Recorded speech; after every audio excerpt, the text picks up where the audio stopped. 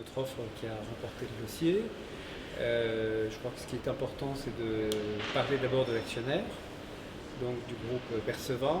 Perceva est un fonds d'investissement français dirigé par Jean-Louis Grevet, qui est président, et qui a un associé qui s'appelle Franck Khalif. Perceva a mené ce dossier avec beaucoup de professionnalisme, de nombreuses équipes d'experts qui ont travaillé autour de lui, dont nous. Et l'un des atouts de notre dossier a été le fait que nous avions déjà pratiquement ce comité de direction était à l'œuvre avant même de savoir si nous aurions la chance de pouvoir avoir les faveurs du tribunal de Meaux. Perceva est un fonds qui a aujourd'hui dans son portefeuille pour l'essentiel des entreprises françaises. C'est ce qu'on appelle un fonds de retournement dont l'objectif est de venir en aide à des entreprises qui ont des problèmes de financement ou qui ont besoin de franchir une étape et qui pour ça ont besoin de financement. La cible de Perceva, c'est des entreprises de taille moyenne, petite à moyenne, qui, avec notamment quelques fleurons comme Dalloyau, comme Non-Souffleur, mais également ils ont par exemple aidé la filiale de Fruit of the Loom. Fruit of the Loom étant une marque de t-shirt américain, la filiale française a dû voler de ses propres ailes parce que les Américains souhaitaient s'en séparer. Eh bien, Perceva, en tant qu'actionnaire, est arrivé pour permettre à Fruit of the Loom d'assumer son projet de liberté par rapport aux Américains. Il y a évidemment d'autres sociétés dans le groupe. Perceva reçoit à peu près une centaine de dossiers par an et en fait 2-3. Donc ils ont vraiment un ciblage très particulier et très précis des dossiers sur lesquels ils décident d'investir. Et évidemment, Coval est pour eux un dossier relativement important en termes d'enjeux de retournement, vu les difficultés connues par ce groupe, et en même temps de taille, puisque aujourd'hui, Coval sera probablement un des dossiers les plus importants que Perceva a eu à mener. Alors maintenant, ce que l'on peut peut-être évoquer, c'est le territoire de la reprise du groupe. Donc nous avons repris l'ensemble des marques, donc Dunlopillo, Treca, Simons, Diva, mais aussi certaines marques qui sont sous licence actuellement, menées par le groupe Coval, que nous avons également repris. Nous avons repris l'ensemble des sites industriels, l'ensemble de la main-d'œuvre de production, ce qu'on appelle les effectifs de production directe et indirecte, ont été repris. Une grande partie, à peu près 70% des fonctions support, c'est-à-dire finance, commerce, marketing, RH, ont été également intégrées dans notre offre. J'en ai parlé mais indirectement, donc je vais en parler plus précisément. Diva fait partie de l'entreprise. Diva, dans un premier temps, n'avait pas fait partie de notre offre parce que nous avions très peu d'informations nous permettant de pouvoir faire une offre. Et finalement, nous avons élargi notre périmètre en mettant Diva dans le panier, si je puis dire, de notre reprise. Nous avons été voir Simons à Atlanta, aux États-Unis. Avant évidemment de remettre notre offre définitive, il était majeur de pouvoir, pour l'une des marques phares du groupe, s'assurer qu'on ne perde pas la marque, sinon ça va quand même considérablement appauvrir le dossier. Et donc nous avons renégocié avec les Américains de Simons une licence que nous avons maintenant pour 20 ans. Nous avons d'ailleurs dans l'ensemble des témoignages positifs que nous avons eus de la distribution et d'un certain nombre d'acteurs de notre marché, Simons nous avait fait une lettre de soutien de notre projet, convaincus qu'ils ont été, je dirais, de notre capacité à développer Simons en France, mais aussi à l'étranger, puisque nous avons la licence de marque pour plus de 25 pays en Europe ou proche de l'Europe. Nous avons repris 1445 emplois sur une entreprise dont la taille était d'à peu près 1850 salariés au total, ce qui fait donc une reprise tout à fait significative, même si au moment où on en parle, il faut quand même évoquer le sujet des salariés qui ne sont pas repris. Donc là, il faut aussi dire que Perceva a abondé sur le plan social qui leur sera proposé, qui sera donc géré par les AGI, les administrateurs judiciaires, et les AGS, qui sont les organismes collectifs qui à ce moment-là prennent le relais des entreprises qui sont liquidées. Voilà, donc on est sur un périmètre qui nous permet d'être opérationnel rapidement, de se remettre en configuration de livraison du carnet de commandes rapidement. Nous n'avons par exemple prévu aucun transfert de flux d'une usine à une autre, mais au contraire, on veut conforter chacun des métiers des différentes usines pour que la reprise puisse se passer sans bouleversement par rapport aux clients. On a évidemment quelques idées sur des choses qu'on voudrait mener, mais dans le court terme, on ne bouge pas de façon à vraiment donner la priorité au fait de pouvoir livrer le carnet de commandes. La reprise de ce groupe, c'est avant tout d'abord et prioritairement de refaire des choses aussi simples que d'être en capacité de prendre une commande, de la confirmer à un client, de la fabriquer et de la facturer sans générer de conflit. Ça paraît tout bête de le dire, mais avant de parler de stratégie extrêmement alambiquée, déjà le simple fait de savoir de faire ça normalement, je pense qu'on devrait avoir un certain bénéfice de reprise dans des magasins et avec des clients qui, globalement, nous ont, je le répète, montré quand même des signes extrêmement encourageants et donc sur lesquels on sait pouvoir compter sur une réactivité importante de reprise avec le groupe. Alors, le chiffre d'affaires se décompose, c'est un chiffre d'affaires qui est tout à fait majoritairement literie, puisqu'en fait, il y a aujourd'hui une partie siège, une partie literie. Dans la partie siège, il y a la partie Diva, évidemment, qui représente une trentaine de millions d'euros. Il y a la partie Latfaume. Latfaume, c'est une société qui fait des banquettes pour l'équipement du foyer, la distribution, Jeune Habitat, qui représente également une trentaine de millions d'euros.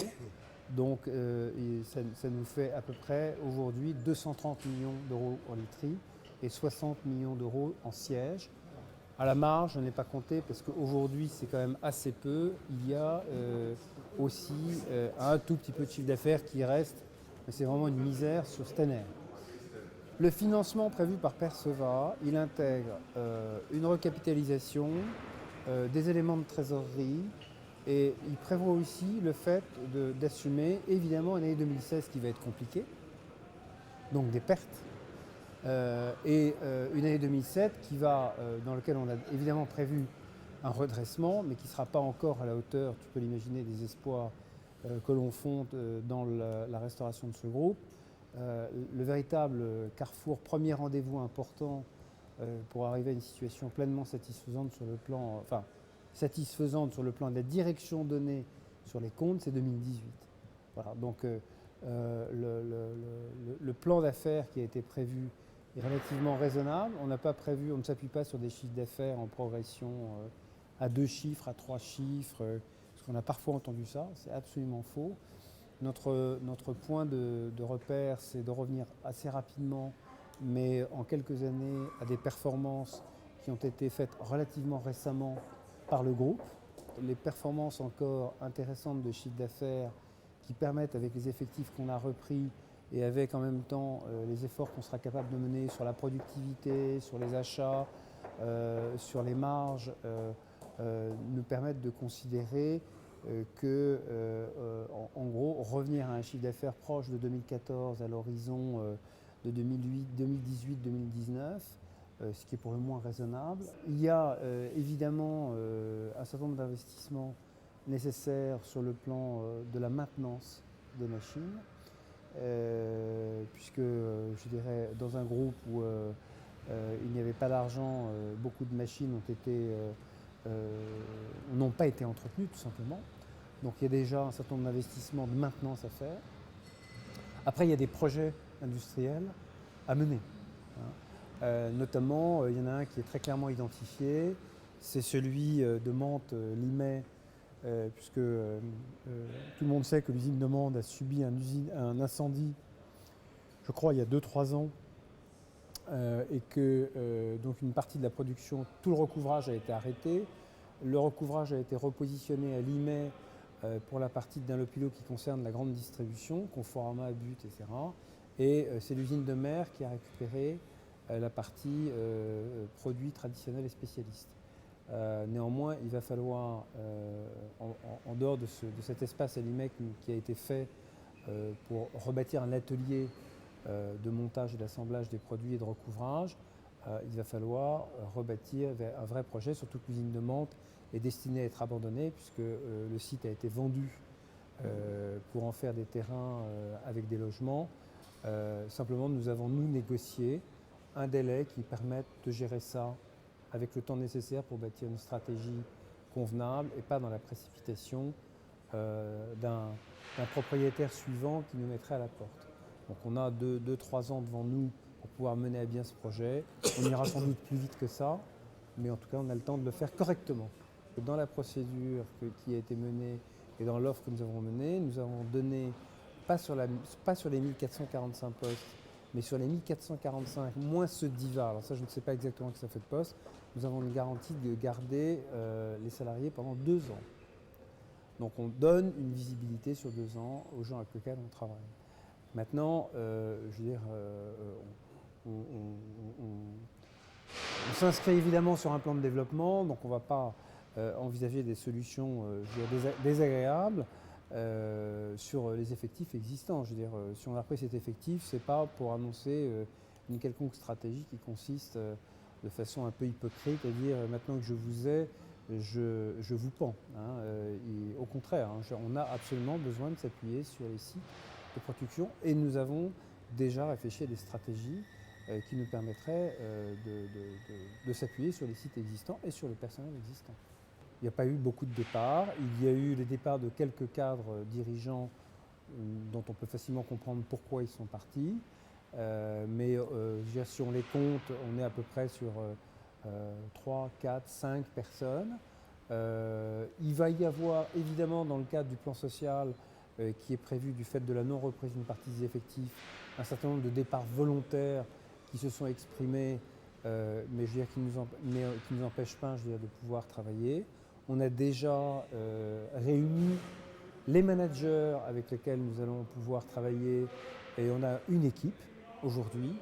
Et dès que nous aurons terminé le travail sur les effectifs, une fois que le plan social aura été mis en œuvre et qu'on sera sur l'effectif correspondant 1445, on pourra éventuellement voir, comme on dit selon l'expression qui est en usage chez nous en ce moment, les trous dans la raquette, pour pouvoir éventuellement voir comment on s'organise pour les combler, parce qu'il est clair que je veux dire, on ne sera pas partout opérationnel de la même façon. Bliss est une relation très forte avec un client phare que je ne nommerai pas, mais qui se reconnaîtra et qui reconnaîtra. Donc c'est aussi une relation. Ce client tient absolument à ses produits. Aujourd'hui, Bliss continue à vivre au sein de FD Conseil. Des solutions sont à l'étude et elles seront annoncées avant la fin de l'été, en sachant qu'il y a plusieurs choses possibles. Tout le monde est au courant. Alain le premier, Philippe Lang, qui sont les deux autres personnalités du comité de direction, on n'en a pas parlé d'ailleurs. Hein. Donc Philippe Lang, qui vient du milieu automobile, qui a travaillé chez Forestia, qui a travaillé chez Valeo, qui est un centralien et qui a une compétence extrêmement intéressante pour nous, c'est d'avoir travaillé dans une industrie, je veux dire, comme à la pointe du combat, de la modernité sur la façon de tenir des usines, les outils, le management, les indicateurs, il est tout à fait rompu à ça. Et donc Philippe sera pour nous un élément absolument précieux. Alain et moi, on va rester humble, mais enfin, c'est vrai quand même qu'on amène une bonne expertise, un bon relationnel dans ce milieu. Il faudra qu'on soit vigilant à évidemment s'entourer de gens qui aussi vont nous aider à avoir une vision sur des choses modernes. Il n'est pas question de refaire le passé dans les 5-6 ans à venir, mais de faire évoluer ces marques en conformité avec les évolutions du marché.